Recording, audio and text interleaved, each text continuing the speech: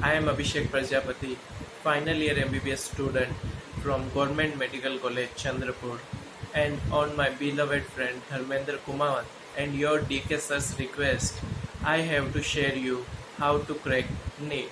So, I will conclude this topic on 5 basic points. So, my first point is focus on your goals. So, if you can't focus, you can't get anything. So, आप पढ़ रहे हैं, आप coaching जा रहे हैं, आप कुछ भी कर रहे हैं, ऐसा नहीं चलेगा। जब तक आप किसी चीज़ से दिल से नहीं जुड़ जाते, आप उसको हासिल नहीं कर सकते। तो आपके दिमाग में हर समय ये रहना चाहिए कि मेरे को नीट क्रैक करना है। ये था मेरा पहला point. My second point is plan the things. So बिना प्लानिंग के किसी को सक्सेस नहीं मिली है। सो आपका हर एक वीक, आपका हर एक दिन, आपका हर एक घंटा जो आप पढ़ रहे हैं वो प्लान होना चाहिए कि आप क्या पढ़ रहे हैं, आप कैसे पढ़ रहे हैं, आपको कब पढ़ना है, ये सब आपको प्लानिंग होनी चाहिए आपकी पहले से। सो आपका फोकस बन गया, आपने प्लानिंग कर ली। So what next? So my third point is work hard for your plan. So आप हार्ड वर्क नहीं करोगे तो कुछ भी नहीं होना जाना। So hard work is the key of success. So hard work core है यहाँ पे नीट प्रिपरेशन का, आपको हार्ड वर्क करना ही होगा। ठीक है। अब कोई लोग हार्ड वर्क को इस तरीके से करते हैं कि किसी टॉपिक को लेके बैठते हैं और इतना पढ़ते हैं कि उसमें पीएचडी कर लेते हैं। नहीं नहीं नहीं नहीं, ऐसा हार्ड वर्क नहीं चाहिए। आपको जो एग्ज़ाम में पूछा जाता है उतना ही पढ़ना है, ज़्यादा नहीं पढ़ना है। सो आपको स्मार्ट वर्क करना है। आपको पता होना चाहिए कि इस टॉपिक से क्या पूछा जाता है, तो उतना ही पढ़िए। और आपको अपनी टॉपिक में वीकनेस और स्ट्रेंथ को भी पता होना चाहिए। सो आप वीक टॉपिक को ज़्यादा टाइम दो, स्ट्रॉन्ग टॉपिक को कम टाइम दो। इस तरीके से करके आपको पढ़ना है। ठीक है।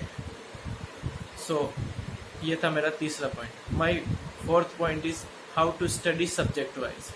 सो फिजिक्स की बात करते हैं तो बिना न्यूमेरिकल सोल्व किए फिजिक्स में कुछ नहीं होना। सो बेसिक बनाइए, फिजिक्स का कॉन्सेप्ट बनाइए और do as many MCQs as you can. That's it, simple. Chemistry का भी ऐसा ही है। केमिस्ट्री में भी आपको थ्योरी पढ़नी है, फिर MCQ करना है। आई बात बायोलॉजी की। बायोलॉजी में गीता, बाइबल सब NCERT है, तो NCERT को ही पढ़िए कोर। आपको रटना नहीं है NCERT को, आपको समझ के पढ़ना है। समझ में नहीं आता तो रेफरेंस ले सकते हैं और आप उसको याद करिए, तो वो ज़्यादा टाइम तक मेमोरी में रहेगा अगर समझ के याद किया गया है तो। ठीक है। ये था मेरा चौथा point. My final point is your reading strategy and daily plan. So आपको क्या करना है, आपको एक दिन में कितने घंटे पढ़ना है, एक दिन में एक ही सब्जेक्ट पढ़ना है या तीनों सब्जेक्ट पढ़ना है। तो मेरे अकॉर्डिंग आपको एक दिन में कम से कम 7 से 8 घंटे पढ़ने हैं और उसको आप 3 सीटिंग में डिवाइड कर दीजिए। 1 sitting for physics and other 2 for chemistry and biology.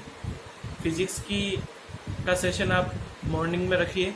Morning में लेट से आप 7 घंटे पढ़ते हैं दिन में, तो 3 घंटे सुबह फिजिक्स को दीजिए। उसमें क्या करना है, आपको 1.5 घंटे आपको थ्योरी पढ़नी है फिजिक्स की और 1.5 घंटे ही MCQ करने हैं। ठीक है। और ऐसा केमिस्ट्री में 1 घंटे थ्योरी पढ़नी है, 1 घंटे आपको MCQ सोल्व करने हैं। बायोलॉजी में आपको थोड़ा 1.5 घंटा आप थ्योरी पढ़िए और आधा घंटा MCQ सोल्व कीजिए, क्योंकि उसमें आप जल्दी सोल्व कर लेते हैं। ठीक है। तो ऐसा आपका डेली का रेगुलर शेड्यूल होना चाहिए।